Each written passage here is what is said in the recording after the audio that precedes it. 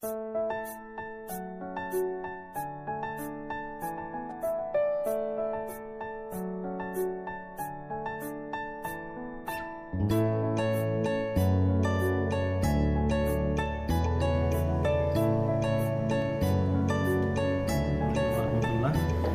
করি সবাই ভালো আছেন। এই 7 বছর প্রবাস জীবনে সবচাইতে কষ্টকর বিষয় হচ্ছে কি জানেন, ভোর 4টা বাজে উঠে ডিউটিতে যাই, অত কষ্ট লাগে না। এই যে ডিউটি থেকে আসার পর যে রান্না করা, এটার মতো বিরক্তিকর কোনো কিছু নাই মনে হয় পৃথিবীতে। মানে ডিউটি করার সাথে রান্না করাটা কষ্ট বেশি। দেখেন ঘেমে কি অবস্থা হয়ে গেছে। যাই হোক, প্রবাস জীবনে সবচেয়ে শর্টকাট রান্না হচ্ছে কি, মানে একদম অল্প জিনিস দিয়ে টুনা ফিশ রান্না করা। মানে একদম শর্টকাট রান্না। শর্টকাট বলতে কি, জাস্ট টমেটো দিবেন, হালকা আদা রসুন পেঁয়াজ যা মশলা চাই দিবেন, এগুলোর সাথে মিক্স করে রান্না করে ফেলবেন। এটা হচ্ছে টুনা ফিশ আমাদের ছোট। আর এটার সাথে যদি, যেহেতু আমরা এখানে প্রবাস জীবন, তো বারবার তো রান্না করা পসিবল না প্রতিদিন, তো একদিন রান্না করে 2 দিন যায়, মানে চালিয়ে দিতে হয় আর কি। তো ওই জন্য সাথে কিছু আলু মিক্স করে দিয়ে দিই। এখন রান্নার পর্বটা ইনশাল্লাহ আপনাদের সাথে শেয়ার করবো, ঠিক আছে। এখন আমার পাশে একটা মেয়েটির পার্শ্ববর্তী দেশ, বাংলাদেশের পার্শ্ববর্তী দেশ মহাখালীর একটা ভাই আছে, মনিরটা দেখেন। উনি আবার রান্না বান্না করেন, উনি সরকারি মেডিকেলের ডিউটি। মানে এটা হচ্ছে কোপাল, দুনিয়াতে এক একজন এক এক কোপাল নিয়ে আসে, বুঝলেন নাই?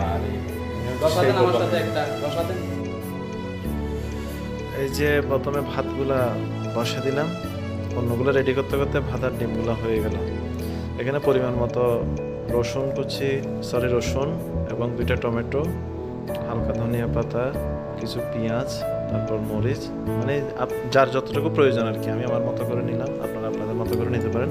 এখানে হালকা করে আলু দিলাম 2-3টা, কারণ যেহেতু রান্নাটা 2 দিন যায় আর কি আমার। আর এই কিচেন রুমটা হচ্ছে ইন্টারন্যাশনাল কিচেন রুম। এখানে আপনি Pakistani, Bangladeshi, Nepali, Uganda, Kenya, Nigeria, Egypt, Sudan, Philippines, মানে অনেক কান্ট্রির লোক দেখবেন। আমরা সবাই মিলেমিশে একসাথে রান্না করি। দাদা আপনার নাম কে? বাসন্ত কুমার ফ্রম নেপাল। এটা হচ্ছে বার্মাইয়া, রোহিঙ্গা মায়ানমার। এই যে পরিমাণ মতো তেল দেওয়া হচ্ছে, যার যতটুকু প্রয়োজন ততটুকুই দিবেন। তেলগুলো গরম হয়ে যাওয়ার পরে এখন পেঁয়াজ কুচিগুলো দিয়ে দিলাম।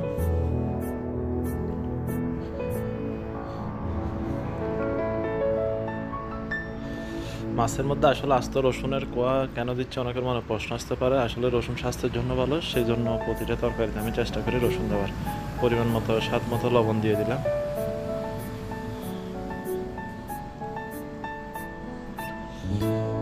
রসুনের খোসাগুলো, রসুনগুলো দিয়ে দিলাম যাতে তেলে একটু হালকা ফ্রাই হয়ে যায়। কাঁচামরিচগুলো দিয়ে দিলাম।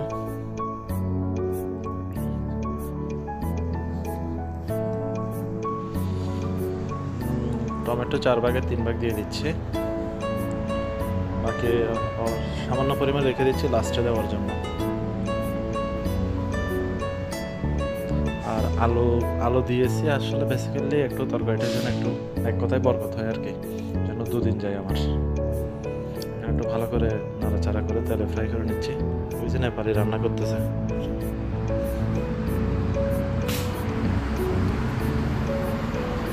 ওসমান ভাই আবার ভালোই নাড়াচাড়া করতে পারে দেখি। এই যে টুনা ফিশের কোটা, হালকা হলুদের গুঁড়া, এটা হচ্ছে আপনার ফিশ মশলা। রেডিমেড মশলাটা দিলে একটু খাবারের স্মেলটা খুব ভালো আসে। আর এটা হচ্ছে কারি পাউডার, মানে বলতে গেলে গরম মশলা টাইপের আর কি।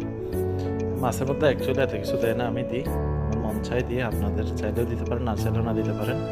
আর মরিচের গুঁড়া দিলে একটু তরকারিটা একটু সুন্দর হয়। মাছের কোটাগুলো কাটতেছে ওসমান ভাই, বেচারা এগুলো কাটতে গিয়ে না, বেচারা হাতটায় কেটে গেল একটু করে।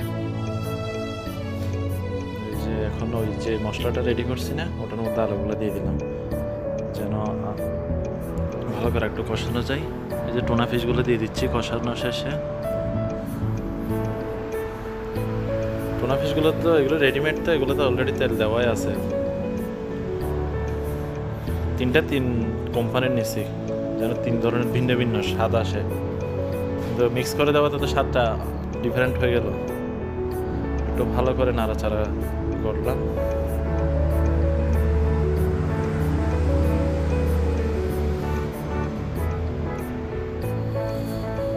তো বেশ কিছুক্ষণ কষানোর পরে ওই যে টমেটোটা রেখে দেওয়া হয়েছে ওটা দিলাম। এটা হচ্ছে পাশে নেপালি সসেস ফ্রাই করতেছে, ওদের প্রিয় খাবার হচ্ছে সসেস আর চিকেন।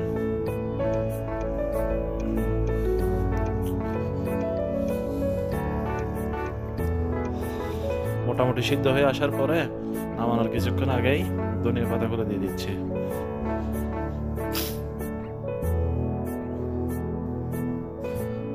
এরপর হালকা ফুটিয়ে রুমে নিয়ে গেলাম।